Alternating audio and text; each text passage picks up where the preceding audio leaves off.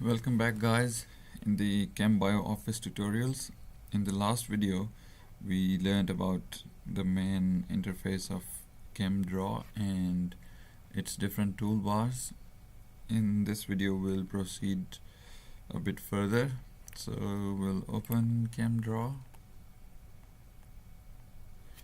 and here you go.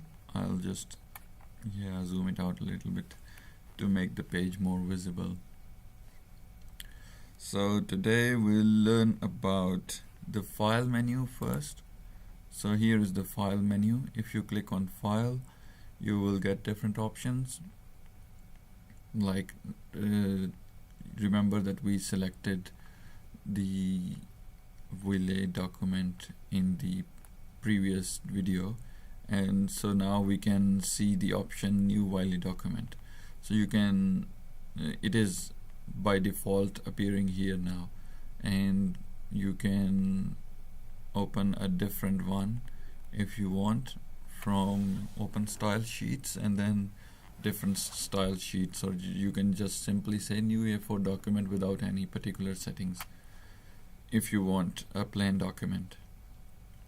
And then the next thing is how to save a file. For example, we have a structure or something like this. We want to save it. So there is a save option or save as option, whatever is convenient for you. So if you select, for example, a desktop, and here are save as type, there are a lot of options in which you can save with ChemDraw. So usually if we want to edit the files later, we save them as ChemDraw document CDX, but you can save in different other options like image formats, for example BMP, GIF, JPEG, and what are the other ones? We also have TIFF and PNG image and EPS. So whatever is convenient for you. If you want your images to appear in the PowerPoint slides with background deleted, you can keep PNG image and then delete the background using some software like Photoshop or something similar. But the best is usually to copy directly from ChemDraw in the PowerPoint slides. But if you want to export as pictures, you have different other options, like we can save it as a JPEG picture.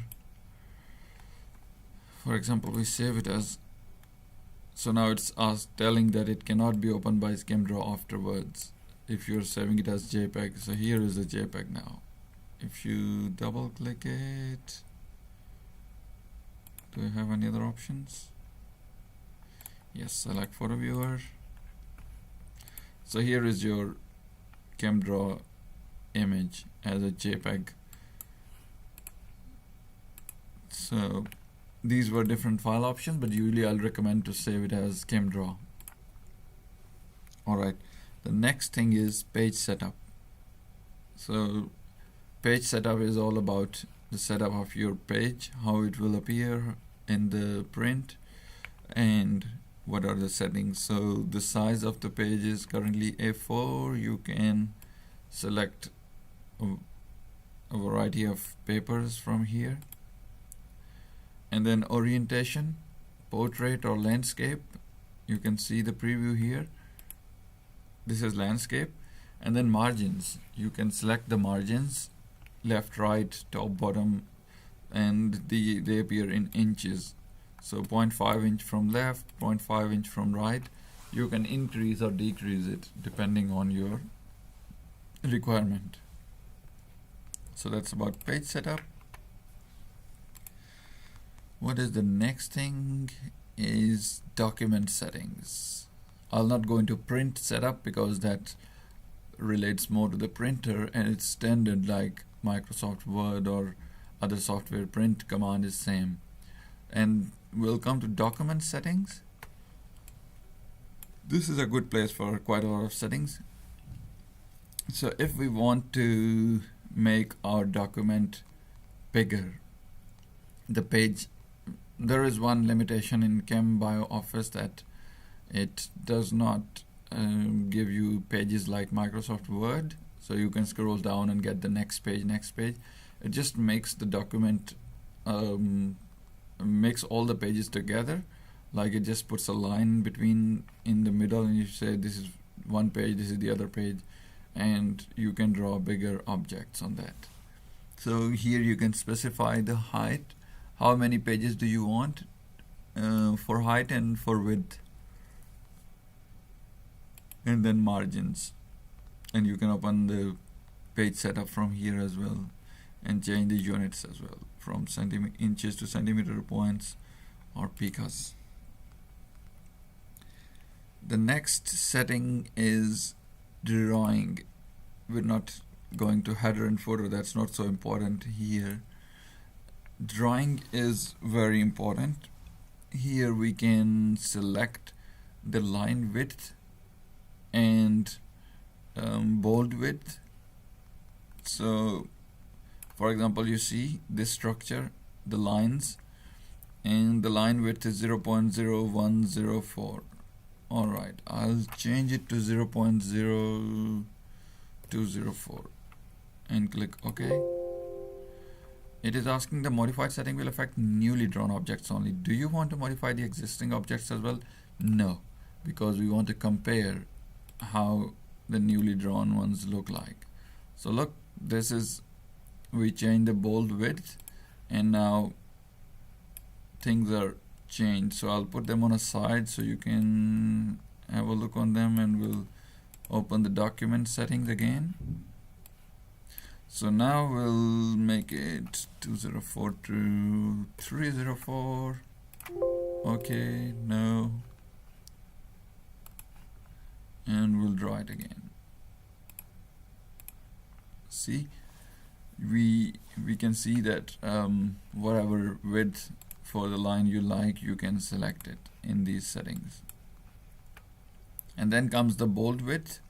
Bold width can also be controlled similarly, like we make it 461.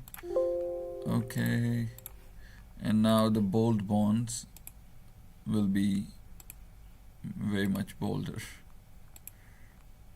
So that's how you can change these settings in document settings. And what is the next? Text captions. So we put normal text in ChemDraw that comes as Arial regular 12 size. And you can change these settings here. If you don't want the Arial font, you want some other font, you can select it here. You want by default bold italic or just regular or just bold, you can select, and the size. If you click OK, then all of these settings will be saved automatically, and your new text will appear in the format you want. So I'll keep it as Arial regular 12. And after that, there is another setting, atom labels. Atom labels is the labels which you put. For example, we want to put a nitrogen here or any other atom, oxygen. So that is the atom labels. So you can also select what size for the atom labels. So that's also Arial regular 12, but you can of course change that. And the style formula. So by default it makes, if you write CH2, it automatically moves to in the subscript. So that's the formula style. And then colors. You can select the background color and the foreground color. So the default foreground color is black and background color is white. But you can change these from here, from the document settings in ChemDraw. Alright, so that was about the file menu. And do we have anything else? Not really. We'll cover these things later on. Alright, so next is we'll move to edit. So here you have undo drawing and redo. So that's the standard keys in Windows, Control Z and Shift Control Z to redo, and then cut, copy, paste. you have the shortcut keys written over here. Delete is for clear. Control A is definitely select all, and that's it. And you can paste smiles or inchi structures or different other things. If you are really into it, then you can go to these settings. Otherwise, we're not going to cover these in these tutorials. And then comes the view settings, view menu. So from view, we can turn on different toolbars. So the thing I like is showing these grid lines. So you can see that these structures pretty much look on the same height, but actually they are not exactly on the same height. So you can of course align them automatically, which we'll cover later on, but there is another thing. If you click on view and show crosshair, you can see that these lines appear. These lines are actually not included in the print, but they just appear so you can set your document. So I'll just attach it to the top line and this one as well. So select a full structure, just double click on any of its bond and it will be selected, like any of the bond or any atom. Double click and it selects the full structure, ChemDraw structure. So now you see I align them with the top line and now they are at the same height. And these lines are, grid lines are really handy and helpful, and they help you make your document look better. What else was there?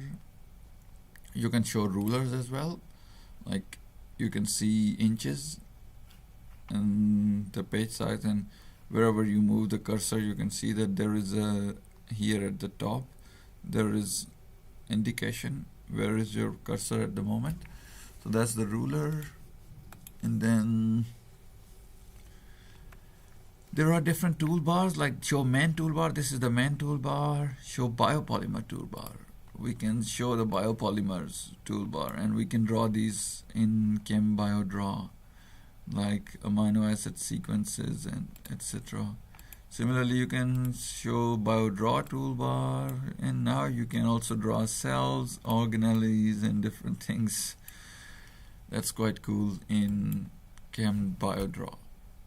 And then you can see different other toolbars and windows. So you can show the periodic table window from here, and you can click on any element and it shows you its name, and you can draw it here when you click on it and then draw it here.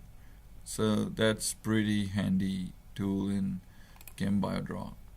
And here you can click and see all the other properties of this element which you selected. Its isotopes, melting boiling points, density, etc., and discoverer. So that's very good thing about ChemBio Draw. So you can close it and show this periodic table window again from here. Where was it? Here. And that is all about the view menu. So I hope you enjoyed this, and we'll try to cover some more topics and how to draw good molecules quickly in the next video. I don't want to make the videos too longer to make you bored. That's why I keep the video length reasonable. So that was all about it. We'll see you next time. Bye bye.